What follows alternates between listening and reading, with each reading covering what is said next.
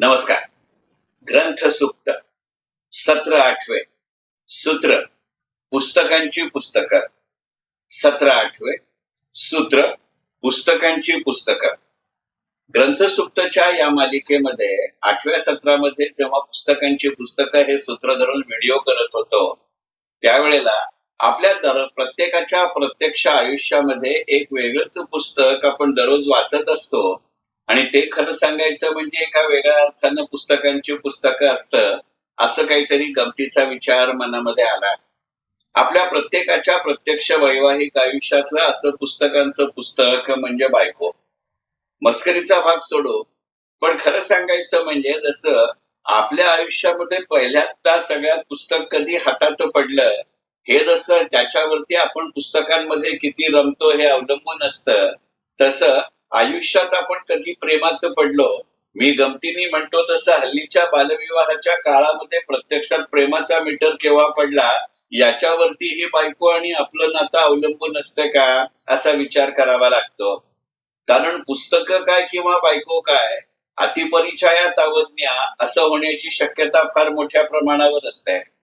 अलीकडच्या काळामध्ये म्हणजे जसं एखादी घटना घडो अथवा न घडो, घटना घडली म्हणून काय किंवा घटना घडली नाही म्हणून काय, त्याचं रिपोर्टिंग कोण कसं करेल याचं आपल्याला पूर्ण कल्पना असते.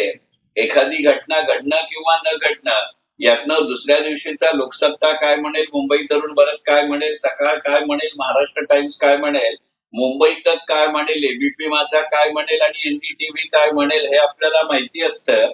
तसंच अलीकडच्या काळामध्ये विशिष्ट लेखक विशिष्ट पद्धतीनं गणित करतो का, असा सुद्धा विचार करावा लागतो. आणि म्हणूनच पुस्तकांची पुस्तकं असं सूत्र धरून करत असलेल्या या मालिकेमध्ये सहज मनामध्ये आलं की काही वेगळ्या दृष्टिकोनातनं बायको आणि पुस्तकं यांच्यात असंही साम्य असतं का. अधीर नेत्रे अधीर गात्रे अधीर चित्रे अधीर चरित्रे अशा आशयाची एक कविता होती. अधीर नेत्रे अधीर गात्रे अधीर चित्रे आणि अधीर चरित्रे हे वर्णन जसं पुस्तकांचं करता येतं, तसंच ते बायकोचं किंवा बायको बरोबरच्या आपल्या नातेसंबंधाचं करता येतं का, याचाही विचार करावा लागतो. अनेकदा असं होतं की काही पुस्तकं, खरं सांगायचं म्हणजे काही चांगली पुस्तकं अनेकदा अनेक गोष्टी प्रत्यक्ष शब्दात सांगत नाहीत, परंतु ते ज्या पद्धतीनं आपला प्रवाह बदलतात किंवा प्रवाह थांबवतात किंवा प्रवाह सुरू करतात, त्यातनं सूचकतेनं अनेक गोष्टी अनेक पुस्तकं सांगितली जातात.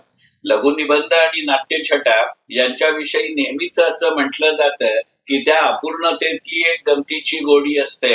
अगदी असेच संबंध अनेकदा सूचकतेनं बायको आपल्या वैवाहिक आयुष्यात दाखवत असते.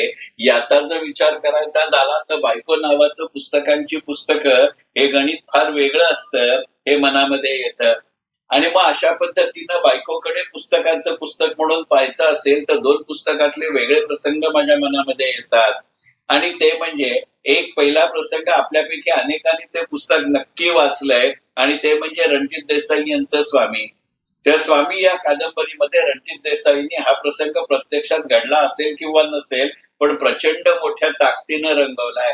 आणि त्याच्यामध्ये माधवराव पेशव्यांच्या उपरण्यावरती पडलेला एक डाग रमाबाई झटकण्याचा प्रयत्न करतात, पण तो डाग काही जात नाही.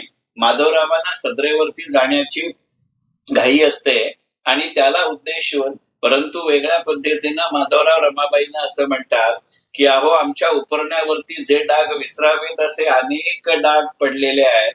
अशा वेळेला काही डाग तरी न विसरावेत असेही असतात, काही मधुर भावना असतात, त्यामुळे तो डाग राहू दे. अशा आपल्या आयुष्याच्या पुस्तकातल्या अनेक डागांचे साक्षीदार असलेली पत्नी, याच्या इतके तिच्या सहवासातले क्षण, याच्या इतकं दुसरं कुठचं पुस्तकांचं पुस्तक असतं का, याचा विचार करावा लागेल. आणि तसाच एक वेगळा प्रसंग रणजित देसाईंच्याच श्रीमान योगी या कादंबरीत आहे.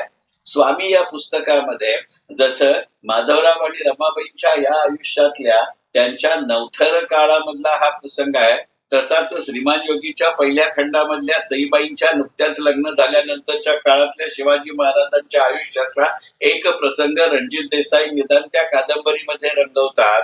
आणि मग त्यावेळेला विचार येतो आणि त्यावेळेला शिवाजीराव छत्रपती शिवाजी महाराजांच्या तोंडी श्रीमान योगी या कादंबरीच्या पहिल्या खंडामध्ये रणजित देसाई यांनी एक वाक्य लिहिलंय आणि त्याच्यामध्ये रणजित देसाई असं लिहितात की आतुर पतीच्या कानाला पत्नीच्या पायातले न पाजलेले पैंजण सुद्धा ऐकू येतात. अनेकदा अनेक पुस्तकं अशा पद्धतीचा संदर्भ देतात का याचा विचार करावा लागेल.